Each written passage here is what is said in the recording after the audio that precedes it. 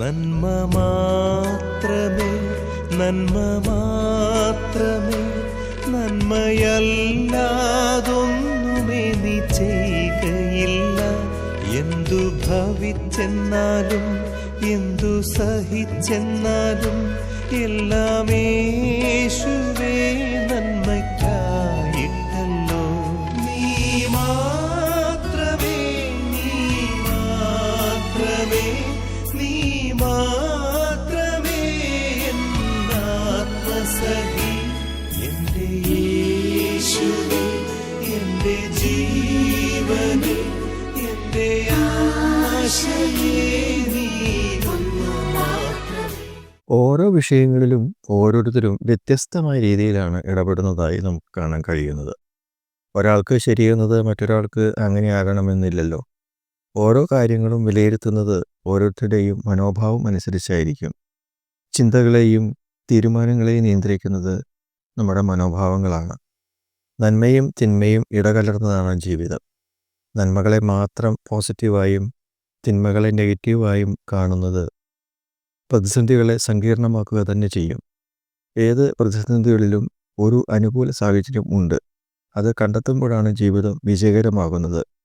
പുരാതന കാലത്ത് ജീവിച്ചിരുന്ന ഒരു ദൈവഭക്തനെ കുറിച്ച് ബൈബിൾ രേഖപ്പെടുത്തുന്നുണ്ട്. അദ്ദേഹത്തിൻ്റെ പേര് ഇയ്യോബ് എന്നായിരുന്നു. തൻ്റെ സകല സമ്പത്തും അതുപോലെ തന്നെ മക്കളും ഓരോന്നോരോന്നായി നഷ്ടപ്പെട്ടപ്പോൾ അതിൻ്റെ പിന്നിലെ ദൈവിക നന്മയെ കണ്ടവനായ അദ്ദേഹം പറയുകയാണ്, ദൈവമായ കർത്താവാണ് എനിക്ക് സമ്പത്തും അതുപോലെ തന്നെ മക്കളെയും എല്ലാം തന്നത്. അത് ദൈവം തിരിച്ചെടുത്തു. അതിന് ഞാൻ ദൈവത്തോട് നന്ദി പറയുന്നു, നന്ദി കരയേറ്റുന്നു. നിരാശപ്പെടുത്തുന്ന വാക്കുകൾ പറഞ്ഞ തൻ്റെ ഭാര്യയോട് പ്രതികരിച്ചത് ഇപ്രകാരമായിരുന്നു, ദൈവത്തിൽ നിന്ന് നന്മ നമ്മൾ അനുഭവിക്കുന്നു.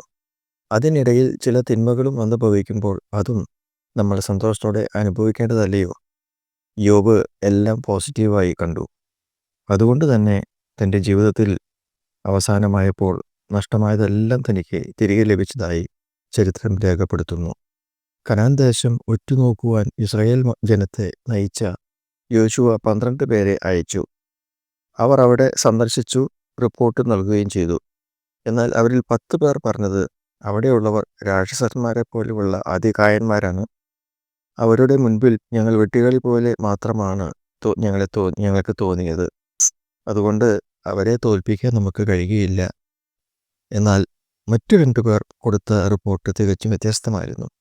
അവർ മല്ലന്മാരാണെങ്കിലും നമുക്ക് അവരെ തോൽപ്പിക്കാൻ കഴിയും, നമുക്കവരെ ജയിക്കാൻ കഴിയും.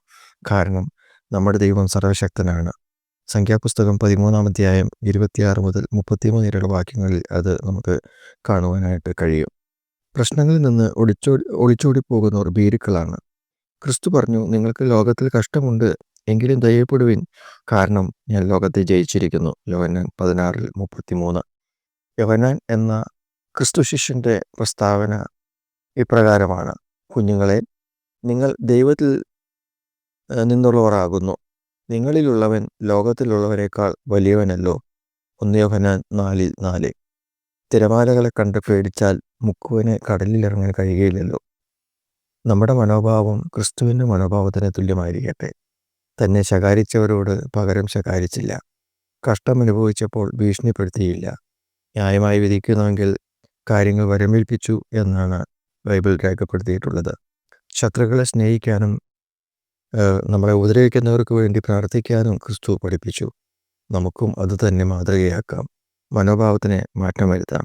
സകലത്തെയും സന്തോഷത്തോടെ നേരിടാം. God bless you.